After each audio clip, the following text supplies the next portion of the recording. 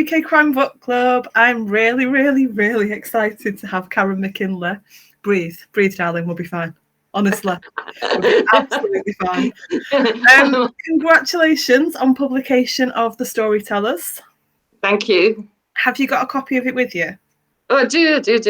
I actually remember this. The Storytellers. So, do you want to tell us a little bit about it? Yeah, it's Storytellers is about 3 women, and they are trapped in the afterlife, in some sort of limbo between death and the afterlife. Actually, I can't even say what my book's about. You know? You'll be fine. The more we get going, you'll be absolutely fine.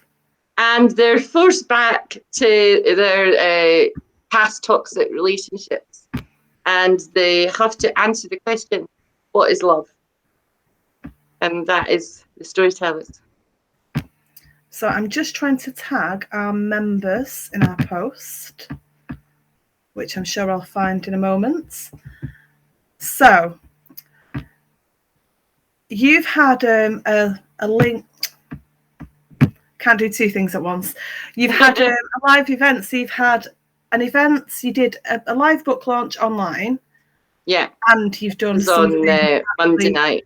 An in-person one. Were they both with Emma Christa? Yeah. I was really, really lucky. I've known her for a couple of years because I've always been a reader. Like, I absolutely adore books. And during lockdown, there wasn't much else to do but read. And she's got a debut book club where they read a different debut every month. So I joined that, and I didn't really know about Facebook groups then and stuff like that. So I met her there. It all comes with time, doesn't it, as you start to do that? Yeah. And so I started to get to know her there and just chatted about her books, loved her books and everything. And we just started to sort of become not friends, because she was like a big author, do you know what I mean? And then she messaged me and she said, "Oh, you've got a book coming out," because I wasn't a writer when I met her, at the start of lockdown. And I said, "Yeah," and she said to me, "You must be excited what you do for your launch." And I said, "Oh, I'm not doing anything." And I thought, I better go look at what to do for a launch and that, and just wasn't sure. I asked a few people, but they wanted extortionate amounts of money, and I was just like, I can't afford that. And then maybe a few weeks later, she came back to me. She said, "You get your launch sorted out. What are you doing?" And I said, "Oh, I still don't know." She's like, "Look, I'll do it for you." And I'm like, "What?" She's like, "I'll do it for you." And I'm like, "How much would it cost?" And she said, "What?" She's like, "Just get me a drink in the bar when you see me one day, And I was just like shouting out my husband, Andy, like, "Andy, Emma Christie's going to do my launch." Because I'd read her books, both her books, and I was like, love them. And so she's just been so kind, so kind. And she's very, very generous. Yeah, oh, she's just so kind. It's not just me, she's got loads and loads of debuts, And she's so kind, so generous. We did the first, we had the online launch on the Monday night, which I was very, very nervous for. And just before it started, I was, I thought, I'm going to be okay. I'm a head teacher, I've stood in front of assemblies, I'm fine, And when we started, I was okay. But then she started saying, "Storytellers is brilliant. It's got 95% 5 stars on Amazon. It's got 52 reviews already." And she started reading some of the reviews out and that. And I just became completely overwhelmed. I'm just like, what am I doing? Do you know what I mean? I wanted to run out the room. I was like, what am I doing? I'm not really an author. Do you know what I mean? I'm like, what am I doing? And I just couldn't speak. I was lucky my agent was there, because my agent sort of jumped in for me.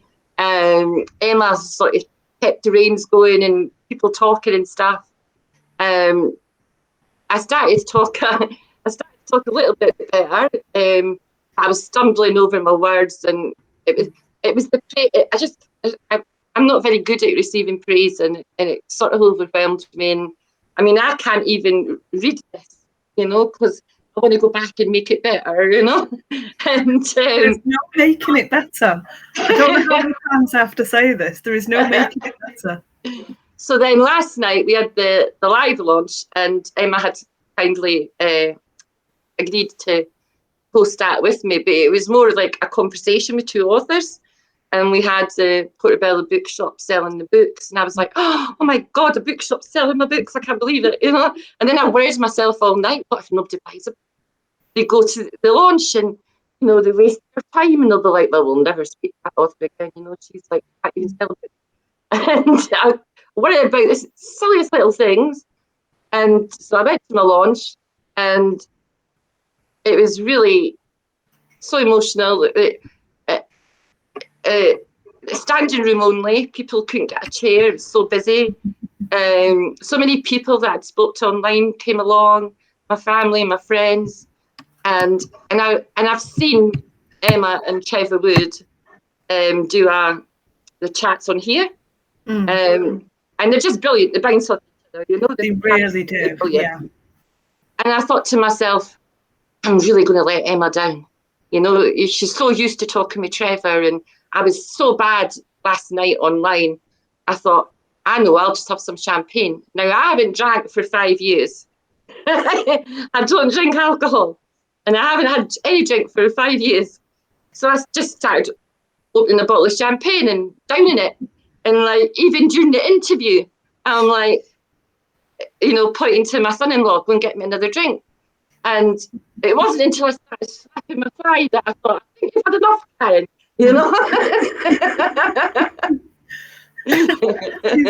But you enjoyed your night, which I loved it. I loved it. Thing. I absolutely loved it. And I went out afterwards for a meal with I'm trying to think, Kelly from Love Book Tours, and Joanne, who blogs with Portobello, and she's got she does Portobello Festival as well, and Emma. And I didn't want to go because I was like really nervous, and I'm like, you know, because I still see like authors as real authors, and I'm not, you know, and so you know what I mean. And I didn't want to go, but I had an amazing time, and the fact that I could sit, because originally I was going to go out for a meal with my family, but the fact that I was sitting here with book people that knew that, you know, that knew how you felt and everything, and knew all about books and stuff like that, you know, it just made it so special. It's, you know, it's a day I'll never ever forget. And I didn't think that would happen because I thought I was too nervous that I wouldn't allow it to happen, my nerves. But it was just a day I'll never forget. Did you sign books for people? Oh my God, there was a queue of people waiting for me to sign their books. And my daughter came up to me and she's a cheeky little thing. And my daughter came up to me and she's like, I think you're a superstar now, eh? You know, she was like being funny, like, you know, she was so proud. And I was like, just, I can't believe, you know, I'm saying, and who do you want me to sign this to? And I'm like, listen to me, you know, I'm hearing myself saying these words, and I'm like, who do you think you are? You know? It was brilliant. It was, honestly, it was just amazing, like the warmth of everybody, and you know, the support, and it was just I'll never forget it. Never. That's amazing. I'm so excited for you because we've been talking about this for weeks, and you've been so nervous, and you've just got no need to be. But I do agree that it is completely different standing in front of adults than it is an assembly full of children. Completely different. Mm-hmm. Yeah. Definitely nerve-wracking. We've got so many hellos and comments. Let's see if I can. I'm going to look at them on my phone, just because I can't see everybody's names on the screen. So we've got Francesca Wiley, Claire, Jane Carey, Gillian Kerr, Leslie Lloyd, Laura Hamilton, William Shaw, Daniel McBreakneck, Fiona Webb, Judith Graham, Tony Millington. I didn't think there were this many all hellos. So hello to everybody, and I'm sorry if I've just missed anyone scrolling through. Donna, Kaz, Lindsay. So we've got a lot of people. Hello to everybody. Thank you for coming to. Thank you, everybody. Hello. Thank you. So, Daniel wants to know. He said, "I've got this book ready and waiting. Sounds amazing. It is. I gave it 5 stars. I'd have given it more. You know how much I love this book. We've I talked know. in great detail about how much I love this book, and we are going to talk about the book as well. Somebody has said, how amazing, what a lovely gesture. I'm assuming that's about, that was Claire Jane Carey. I'm assuming that's about Emma being her fabulous self. She's lovely. She's lovely. She is, and she bounces about the place. If we didn't give her things to do, she'd implode with all that energy. So, keep her busy. It really is. There's very few people in your life that you meet like Emma, you know. Yeah. It's true. It absolutely is. Somebody said, we better be on our best behaviour if you're a head teacher. That was Claire Jane Carey as well. It's okay. I've retired a bit, but my daughters do say, "Well, stop being a head teacher," or like, "Don't you stop putting your voice on," and all that sort of stuff. Somebody has asked. Judith said, I downloaded it the other day. So brilliant. Oh, thank you. I hope you enjoy it. And Claire says, me too. I hope you enjoy it too. Somebody's asked, is it on Audible? It is. There's just been an audio deal done, and I know it's fabulous, and I actually can't wait to hear it because I can't read the book because I want to edit, but I'm fascinated how it's going to be like an audio, and I can't actually wait to hear it. I think it's going to take a couple of months before the audio comes out, but I'll let everybody know as soon as I do. I look forward to hearing it. So we really, really, really should just talk about the book. So tell us about the opening of the story. So where we find the women, and so you decided to write them on a beach. Yeah. In the afterlife. Why a beach? It's a beautiful setting for it. Because, I was sort of thinking, right, where can they meet? Where can these, they were going to meet in the afterlife. I wanted them to meet in the afterlife. And I was sort of like, what does the afterlife look like? What does the afterlife look like? And I didn't want it to be like too fantasy, because it's not a fantasy book, I think there's a bit of an issue with it, genre-wise, and I saw somebody asked what genre is it before, because you would say it's women's fiction, but then that's like fantasy because it's the afterlife and there's a gatekeeper, so I worry that might put people off, but then you can't say it's fantasy because most of the book, in fact the majority of the book, is set in real life. So I would say it's women's fiction with a speculative twist, so it's a bit like the Midnight Library, a bit like the Midnight Library. And it's on my list. I've still not read it yet with my insane reading list. But, yeah. So a bit like the Midnight Library, but a little bit more in there as well. A little bit more raunchy, maybe. A little bit more feisty, maybe. Definitely some raunch, oh yeah. There's sex and there's swearing and stuff, so, and so I tried to think about this. So the first idea about where they would meet, what the afterlife would look like, I thought it was going to be like a train. So I thought a train, and they'd all be sitting in a train in different carriages or something like that, or I don't know. I don't know. But then I thought, I don't think that works. And for me, like I love the sea. I absolutely love the sea, and I love the beach. My sisters don't like it as much, but I love it. And I've got really great memories of my father when I was younger at the beach. And I thought, do you know what? A beach would be perfect because, you've got the waves could be, it's like their memories. And I thought it's like a borderline between land and the water. And I thought that would be the perfect afterlife. So the afterlife is set in the beach. I do love it. I do think it is the perfect setting for it. Great. So we arrive on the beach and we see that there are three women, and there is the gatekeeper. So we meet Nikki and we learn about her life and her relationships, and the same with Ronnie and then Mrs. Hawthorne. So we've got three very different women with there's a lot going on. So as I mentioned, there is a crime element later on in the book. The whole thing is a mystery. So we'll be very careful not to talk about the end and things like that. I mean, we know they're in the afterlife, so we know that they're dead, but we don't know how they died. We don't know what happened to them. And Nick is the youngest, so she's really young. So it's like, how did she die? And Ronnie as well, what happened to her? Mrs. Hawthorne, you could sort of think, well, maybe it's just old age or something, but all three of them have died, and the mystery is like, how did they die? And why are they trapped? So what was your overriding thought when you were writing the story?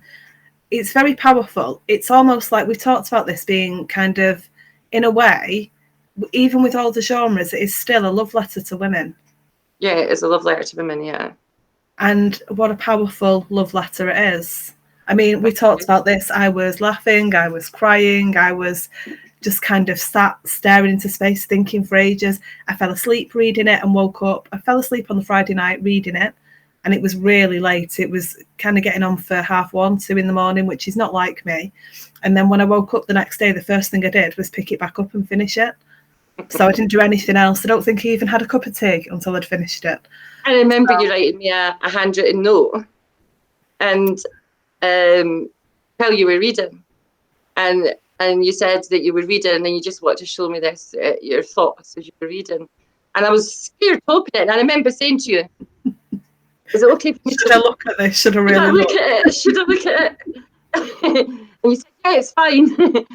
and I remember it, and you said it's something like, this is looking into the souls of women. I don't want to come up for air. Yeah. And it was just beautiful. It was beautiful to get that kind of feedback, It's just amazing, because that's what I wrote the book for. I wanted it to touch somebody. I wanted it to touch women. I wanted it to touch people.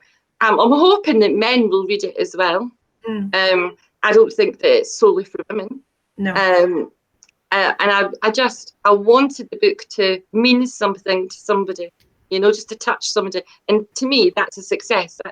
That's a success of a book, because when I read, if a book touches me, whether it's a thriller or psychological or a romance, if it touches me and moves me in some way, to me, that's a success. And that's what I hoped the storytellers would do. So when I got your message, I was blown away. Well, I absolutely loved it. I said to everyone when I was reading it that there was that special feeling I used to get reading Cecilia Ahern for the first time. Wow. Obviously, I read a lot more crime fiction now than I do anything else, because that's my passion. That's what I love. And that was the feeling that I got, that sprinkling of magic across the whole thing. And it didn't change. Please. Well, the feeling didn't change no matter what the scenes were. So there are some, they're not graphically violent. No. There are some scenes of violence. Yeah. And some darker scenes. And there are just, it didn't lose that feeling the whole way through. That's great. I think, I wanted to write a love story. I wanted to write a story about love, I wanted to write a big sweeping romance, a big sweeping love story. And while, I know a lot, I mean, I'm in a very, very happy marriage. I absolutely love my husband, and I know many people that do, but I've met some shitty men in my life. Yeah. And I know a lot of women that have, I don't think there's a woman that can say they haven't met a shitty man that's treated them bad, or that they know a woman that's been treated bad. And a lot of these women are strong, independent, career women that wouldn't take bullshit from anybody. But they've got a warm heart and a forgiving soul, and they're kind. And it's almost as though it's tattooed on their face for these men. And they find you and you take advantage of you, And the women, they don't put up with it. They're just like, get lost. And you'll ask them, are you okay? So yeah, I'm fine. But inside, they're not. Because, these men, they chip away. I'm going into head teacher mode a little bit, but these men, they chip away at your self-esteem within yourself without you even really realising. So I thought, I want to write a love story, but how can I write a love story when I've heard so many stories and I've been involved in so many stories? My daughter's told me so many dating stories that, you know, if I'd put them in the book, people would have said that, you know, they didn't seem real, but they've happened. And I thought, I need to combine these two things. I need to combine my passion of writing a love story and also the reality of what happens a lot to women, you know, especially with social media when anybody can be anybody they want to be, you know. And so it was sort of like the sort of Me Too type thing with a love story and social media and everything combined together. And I hope I've done that with the storytellers. I still believe it's a love story. Yeah. But you'd have to read it and find out why. Laura Hamilton said, just had a quick read of the sample, very interesting concept. It really is, because when you first sent me the arc to have a look at, which I was very grateful for, I do remember thinking, okay, why have you come to a crime book club? And then I carried on reading and I carried on reading, and then I realised why. So it's not a book of two halves, because it flows it's gorgeous. You know, I can't say anything else about this book. It's just beautiful. Thank you. It's really thought-provoking, and you will get the crime elements and mainly the mystery elements as well, running through it. So I've never read anything that's quite like this. You know, there's nothing that I can think of off the top of my head where I can think, other than obviously the feeling of the Cecilia Ahern feeling that I got reading it. You couldn't say, it doesn't sit neatly in any of the boxes, but that's always such a good thing for me. That's always such a nice surprise when that happens. You know, I don't need my books to sit in one box and one box alone. So it's nice. Like that as well. I like that too. Yeah. So we've got somebody said, well done, you deserve every bit of praise. I can't see who it is, and it's gone off on my phone now. My phone's gone off. Storytellers is a fab read, very unusual, and Caron is on my list of authors to watch. Can't wait to see what she writes next. In fact, what are you working on? So I will figure out who that is and I will tell you. So what are you working on? So are you working on the next book? Well, I'm not like the I don't go about with a notebook and write ideas down, and you know, I find it very difficult to get an idea. Storytellers came really easily to me. It's almost as though it was sitting there waiting to be written, you know. It's just, I mean, the idea, the story of what was going to happen, it just sort of just came to me. I mean, I wrote it in 9 months.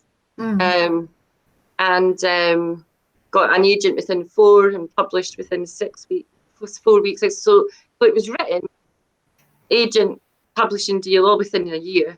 It just came very easy to me what I wanted it to say. But the second book is a bit harder, you know, trying to get the idea.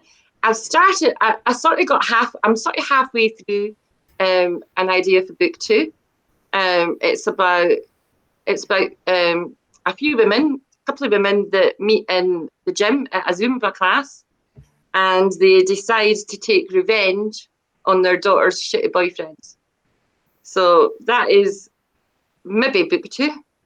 And the other maybe book 2 is a love story, a traditional love story, but with a little bit of speculative, hopefully Cecilia Ahern magic again, hopefully.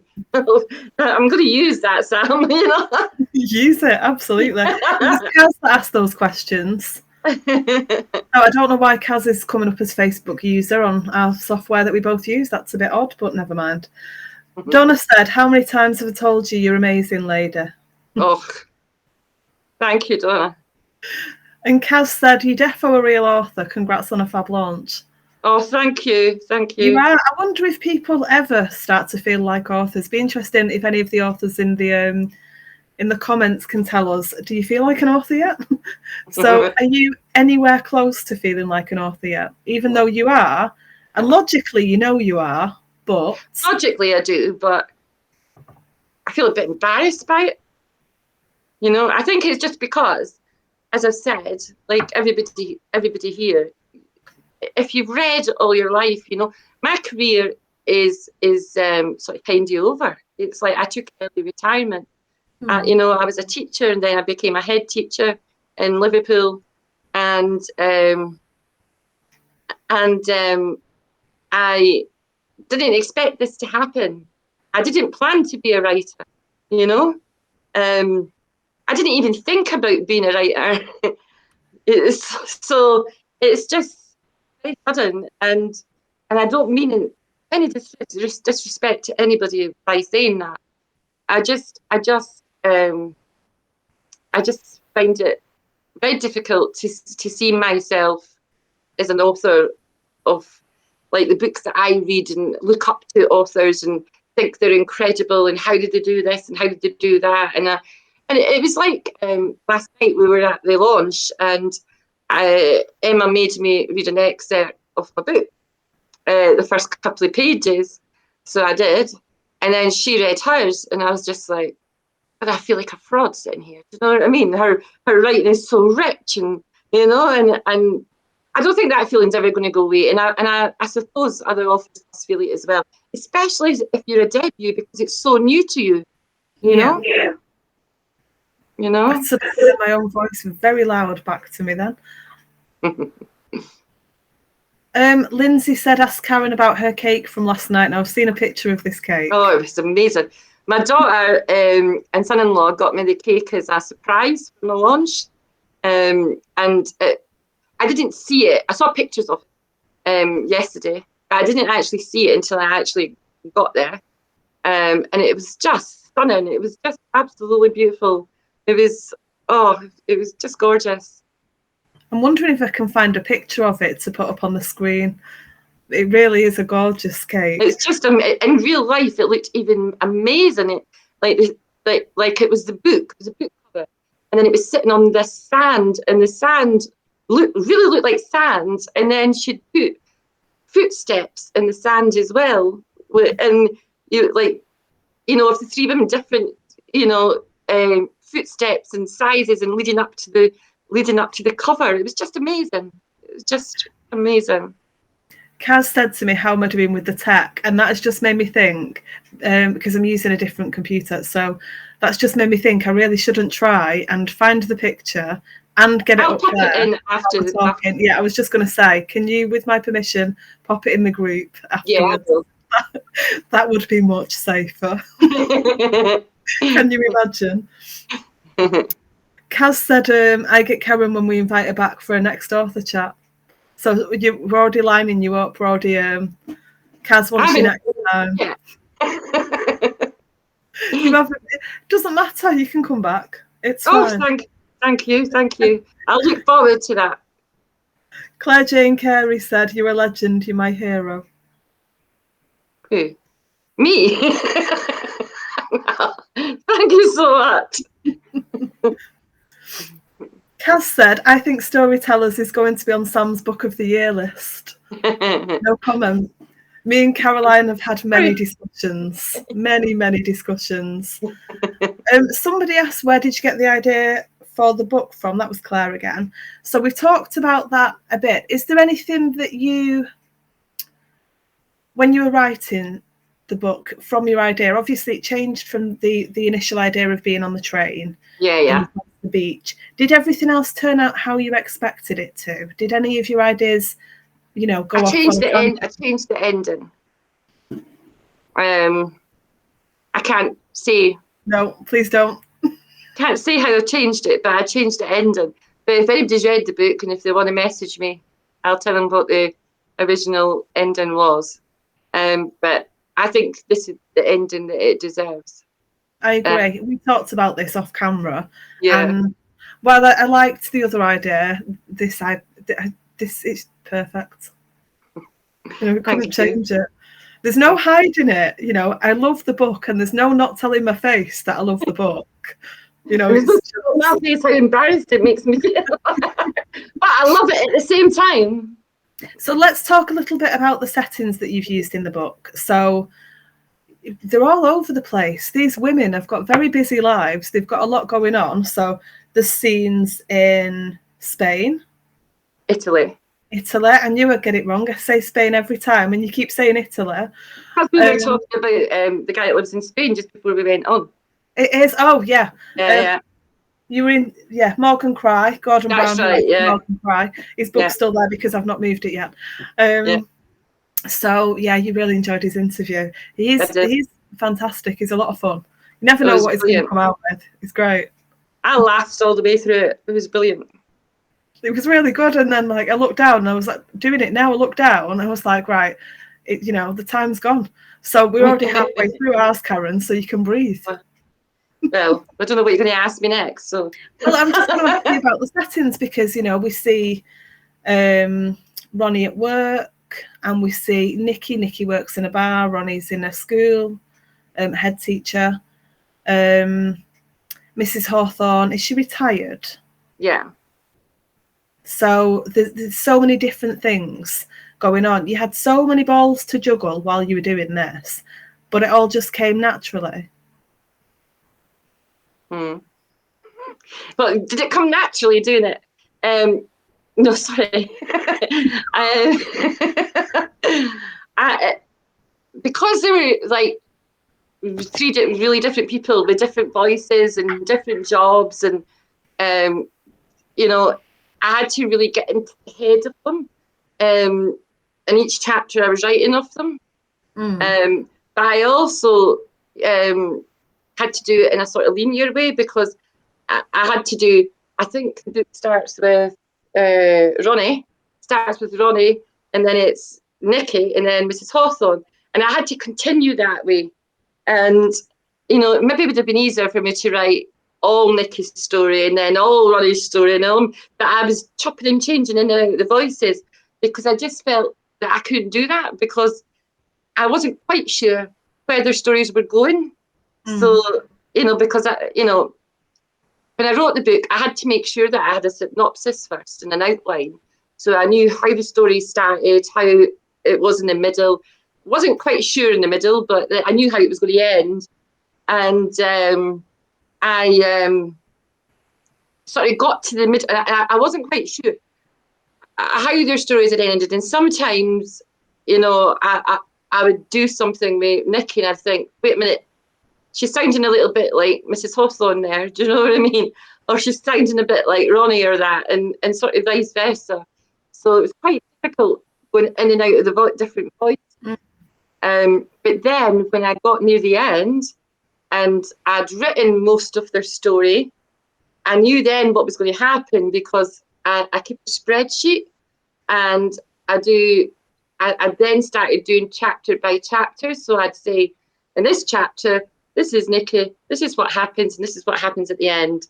So I did that for every chapter. So once I knew where I was going, I then wrote all Nikki's story together, all Ronnie's story, so I could stay in their voice for 5-6 chapters. So, and after that was easier. If I was doing that again, I maybe try and do that, Yeah, I did like with each chapter.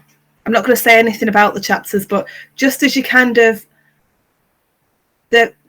so as the waves are coming and the memories are coming back to them and they're starting to realise different things, remember different things, it was that thing of you're almost at the end of the chapter for example, Nikki, and then you stop and you move on to the next one, and then you're reading, you're thinking, I really want to know what happens at that bit, and I could skip forward, but I'm not going to.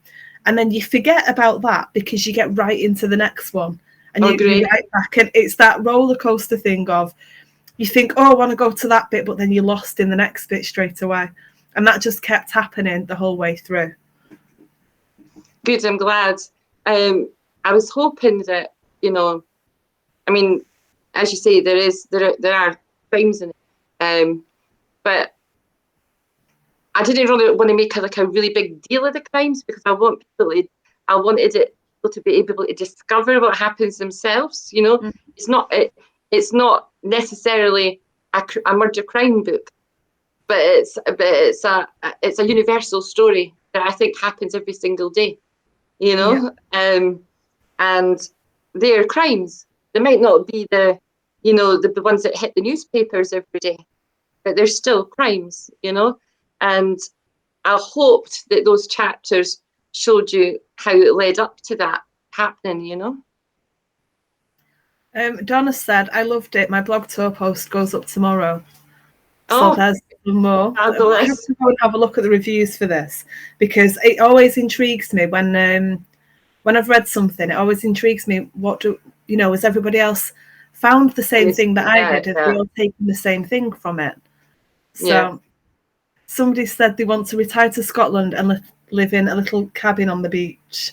Oh. So, I don't know who that is. I can't see names, but I'm sure I'll find. Oh, that's Claire. There's just so much love for this book. There really is. Somebody said he's speaking my life story. Somebody's saying it touched me. And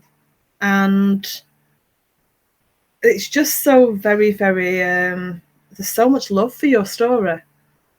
And Dan's pointed out that it's 99p on Kindle. It is 99p on Kindle. It's 99p on Kindle, but it's only for another few days, I think, because it was only an introductory price, so it is going up in price. I think it goes up to $2.99 or $3.99, like that. But it's 99p just now.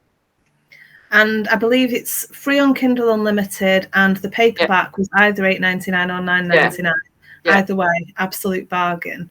Must be really, really fun. Have you been like looking at Amazon and looking at places just to see? Honestly, to see where it is.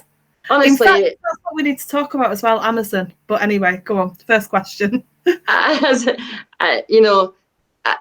was a head teacher, I retired about 5 years ago now. About 5 years ago, and as a head teacher, I'm dead confident. You know, I'm like, you know, people probably hated me because, you know, I was, this is what's best for kids and this is what you're going to do, you know? And it's like, that was my whole focus for my school. What is best for the kids, you know? What is going to get the kids the results? What is best for them? That was my whole focus, the exam results and what was best for them. And I was very confident. And I knew I was a great head teacher. And I knew that, not because I was telling myself I was, but because I was having inspections and Ofsted, you know, and they said that the school was outstanding. So, you know, I knew that. But writer me is a whole different kettle of fish. You know, honestly, I wouldn't even be friends with me as a writer. You know, I'm insecure. I'm like neurotic, obsessive, and I cannot stop looking at Amazon and Goodreads. And I'm going to I'll tell you a story about that. So I'm continually looking at it, right? And the reason is I'm looking, well, you know that, you know, it's very difficult to accept yourself as an author and a debut, right? And I'm desperate to know if people like it. And it's that validation that I used to get in my whole career. You were validated by observations, by teachers coming in and watching you, by assessments. You know, as a teacher will know that you're constantly assessed, you know, and then you get feedback and you know how well you're doing. So I'm looking for that feedback. I'm like, well, how do I know I'm doing okay? How do I know that people like it, you know? Well, I'm surprised I haven't got an injury on my thumb by pressing refresh, because I am constantly on Amazon, constantly looking, constantly on Goodreads. And 2 days ago, I was on Goodreads and I saw somebody had said, oh, I've just finished the Storytellers and a review up, right? Like, oh, I have to go. You know, I have to look. So I jumped on Goodreads and I don't know if anybody else sees this, but when you're on your mobile, you see it, but you can't see it tells you the number, but it doesn't tell you, like, you can't read the review because it takes ages to update. And so I just kept doing it and refreshing and refreshing and refreshing. And then finally I read the review, and it was a brilliant review. And I came off dead happy. And then about an hour or two later, I got a message from someone. And they said to me, I'm not sure if I should message you, but I'm just going to message you anyway. We've just been on Goodreads, and there's a few of us reviewers talking. Why did the author, Caron McKinlay, give her own book a 1-star rating? I had given myself a 1 star on Goodreads. Like, what an idiot! You know, the one thing that I'd been dreading getting, and I gave it to myself. You know, so I went into complete panic. And I'm back on Goodreads, and I'm like, how did I get that 1 star off? You know, how did I get it off? And eventually I got it off, but I thought, well, how typical that, you know, I'd been dreading this 1 star. Thankfully, it's not happened yet, but it was me that gave myself a 1 star for my book. That is quite a young goal, Caron, I'm not going to lie. I know. It's like, I thought everybody else think, oh, well, since she thinks it's rubbish and she wrote it, we'll just do the same. Do you know what I mean? Like, I have to get rid of it. Do you know what? That's the best 1 star story I think I've heard. Yeah, I gave my 1 star story is so far that I gave it to myself. That's the thing now. That's all that matters for the 1 star review. You gave yourself that, and that's it. It's done now. It's over and done. Oh God, wouldn't that be great? Wouldn't that be great? Done. Absolutely done. Francesca's saying it's a very unique book. It definitely is a unique book. Donna's saying we're going to make Caron cry if we aren't careful with all the praise. That's okay. You made me cry. It's only fair.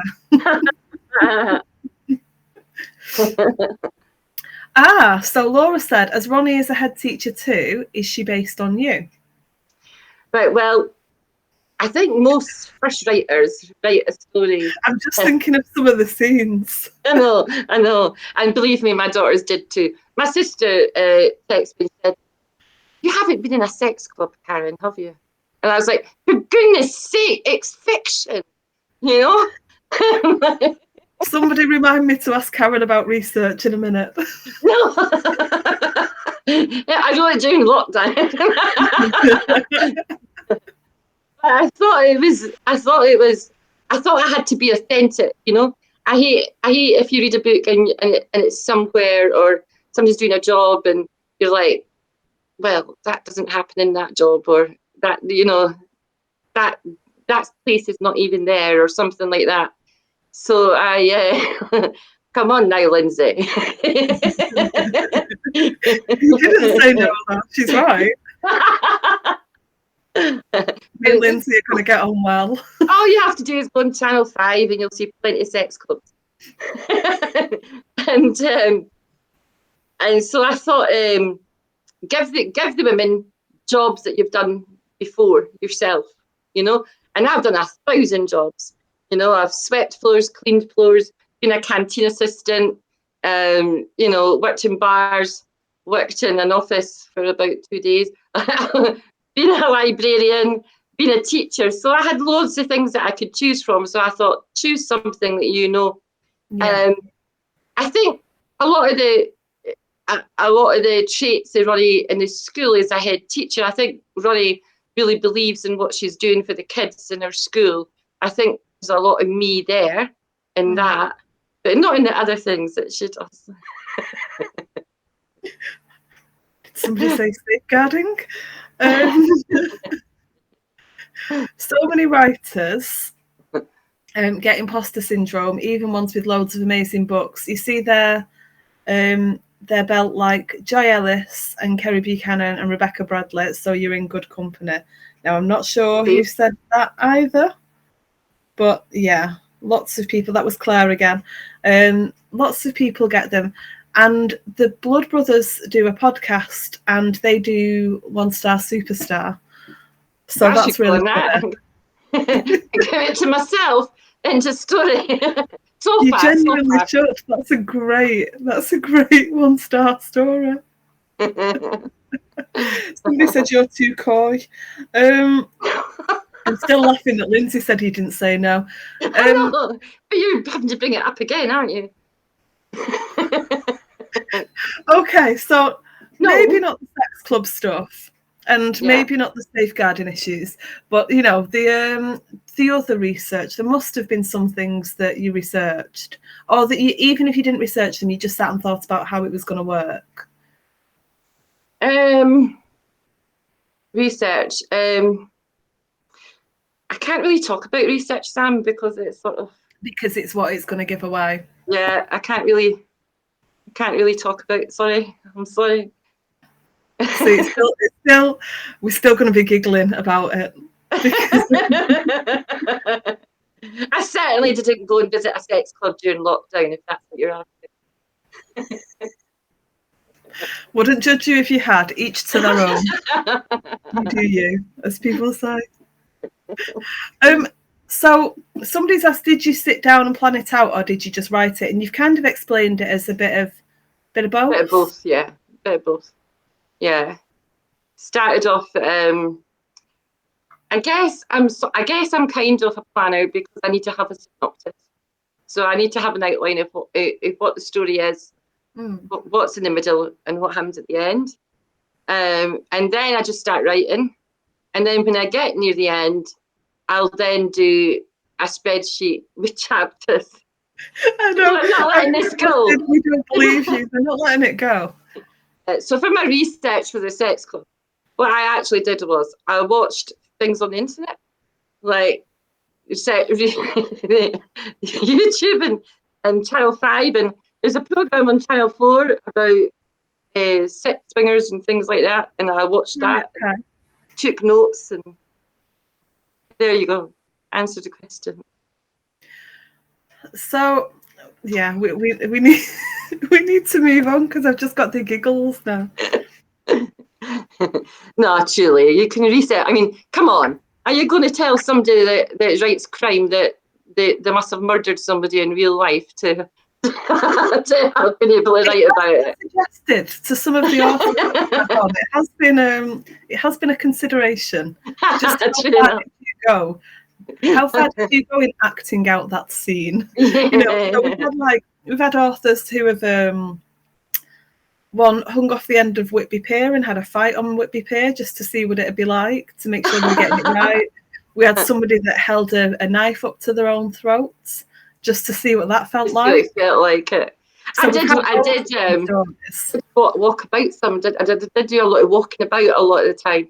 I'd be like, what do you actually do when you stand up and you go and open a door or something? So, and I'm watching myself, see what I'm doing, and like lots of things like that. It was just like suddenly you sort of lose like the ability to be able to describe it, a normal everyday action that you would normally say, quite easily. And it's like, how do I write that? And it's,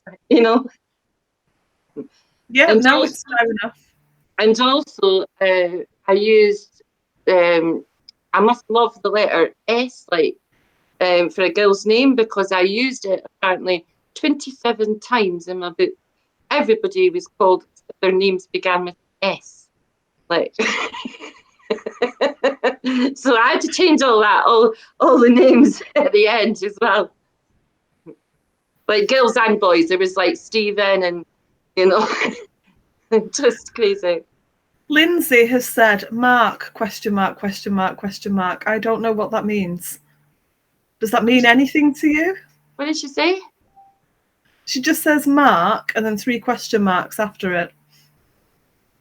I have no idea. You're going to have to explain yourself, Lindsay. Sorry. I don't know. Laura says, looks like I might get to be your second review on Storygraph if I get my act together. Sorry, right, okay. Lindsay's just said hanging off the pier in Whitby. So yeah, Mark. Oh, yeah. Sorry, Lindsay, I was a bit dense there. Not like me at all. I'm never that forgetful. So, so Mark Richards has. I don't know what Storygraph is. It's another. Leslie Lloyd told me about Storygraph, I believe. Tell me if I'm wrong, Leslie. And it's similar to Goodreads, I think. I've not been on it yet. Okay. So it's another one to look at. So maybe it was, I don't know. I was going to say maybe it was Leslie who left the review on Storygraph, but obviously not, because she's not read it yet. So we'll have to go and explore that and go and figure that one out. See what it is. Yeah, somebody else for me to like obsess over. Yeah, we really shouldn't give you more ideas. No. No, we want you to start writing. We want you to start writing and nothing else yet. I want to ask you what it was like when your books arrived. It's hard to describe. It just doesn't feel real. It just actually doesn't feel real, you know. It feels almost like it's not you. It's not part of you. You know, it doesn't belong. It's not. You know, you couldn't have done that. You know, it's like it's just mental. You know, I can't describe the feeling. It was like, you know, I mean, I love the cover. So that, you know, it looks very light on here, but it's dark in quite dark in real life. And I love the feel of it. It's got like a sort of waxy feel, you know. So I like the feel of it. But it's just incredible. It just doesn't seem real yet, you know. I mean, it only came out on Monday, so you know, maybe I was speaking to Emma and she was saying that you know, she was really jittery and edgy and everything for days afterwards. You know, she just couldn't settle because it's just really overwhelming. It just feels really overwhelming, you know. Yeah, can you imagine that thing of holding your book for the first time? I look forward to the day. Laura says similar to Goodreads. So this is that Storygraph. Gives you more of a breakdown. So somebody said, sounds like it would make an amazing film or Netflix series. It would. We've talked about this as well. It absolutely would. Yeah. There's my agent says there's a little bit of interest at the moment. But, you know, you hear that all the time and it's a chance in a million that it would ever happen. And, you know, I'm quite unknown, you know, so, but I don't even want to dream about that. I don't even want to dream about it. Can you imagine? I'm like this just now. Can you imagine if that happened? But I think there's a little bit of interest in every picture. You know what I mean? So I don't think that it means much at the moment. Nobody's said they want to do it or anything like that. I would. If I had a production company, I would be all over it. We should do it, Sam. Let's do it. Do you have a favourite? I wasn't going to ask this, but I want to ask because I want to know. A favourite scene from the book? Is there anything that you can talk about that you really enjoyed writing? See, now we're just looking at each other because we're both thinking about all the I have got a favourite scene. Is it one you can talk about? The scene is, if anybody's read it, they'll know what I mean, but I don't want to say what happens. So I've got two favourite scenes actually. One of my favourite scenes is at the I think it's maybe just before we find out how Mrs. Hawthorne dies. When she I can't talk about that. I actually can't talk about any of the two scenes. That's my favourite.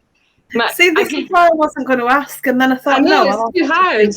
But even so as one I was of my saying, favourite scenes. So I guess I could say my favourite. I've got two favourite scenes. One of them is Mrs. Hawthorne when she dies. That's one of my favourite scenes.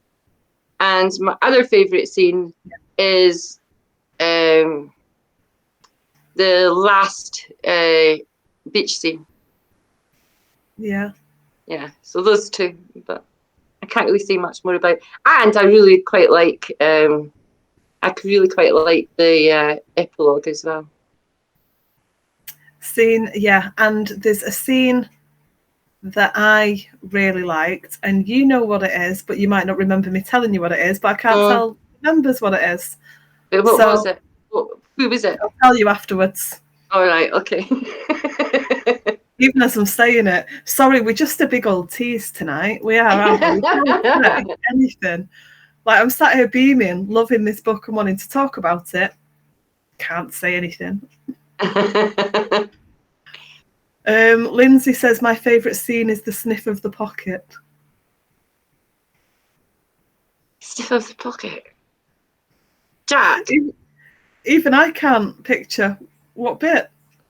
Lindsay, message me. Let's not spoil it. Somebody said he wrote a short story, Maud, which they loved. Which was definitely crime. Can she be your next book? As I would love to hear more of the story. And Amanda Kerr. I loved it. I loved Maud as well. I thought she was brilliant. Is that available to buy? Maud is being published in October in an anthology. Okay, I look forward to that then. It's a crime story, just a very short story, crime, but I like, one of the things that the book two idea I've got just now about these women meeting and they're going to have to get revenge is it feels a bit crime thrillery to me, where I would rather I like having that speculative bit of magic that you spoke about. Yeah. And so I'd like to incorporate those sort of things together, rather than being straightforward sort of crime. So Maud, I love Maud. I really do love Maud. But I'm not sure that I could write a whole book about her. But well, we'll see. I'll send you it, Sam. I'll send you the short story. And I will buy the anthology when it comes out because I like to support everything. Lindsay says, Clue-wise Wolf. There's something ringing a bell, but I just can't think what it is. She's talking about Jack. Oh, I know why she's not saying why it is. Yeah, I know why. Yeah. You know too, but you can't. Don't say it. Yeah, no, I won't say it. It's just a light bulb moment. You will never believe this, but how nervous you were. We're done. That's it. Our hour. Thank you, everybody. Thanks, everybody. And can I just say, The Storytellers is currently number 238 in the Amazon chat. And anybody they hear, well, obviously most people here have said I've read it, I think. Thank you so much for buying. Thank you so much for reviewing. And you have just made my absolute world. I'm going to start crying now. See, you're going to set me off. Everybody is just watching both glaze. I just wanted this book to mean something to somebody, and the fact that it's number 234. Yeah, you are going to make me cry. It shows me that it means something to people. It's meant something to somebody. You know. And it really has. So thank you. Thank you to all the members. I can't see through the tears now. For all of your questions and comments, and congratulations, Caron. I love the book. Thank you. Thank you so much, Sam. And thank you to UK Crime for letting me do this. Thank you.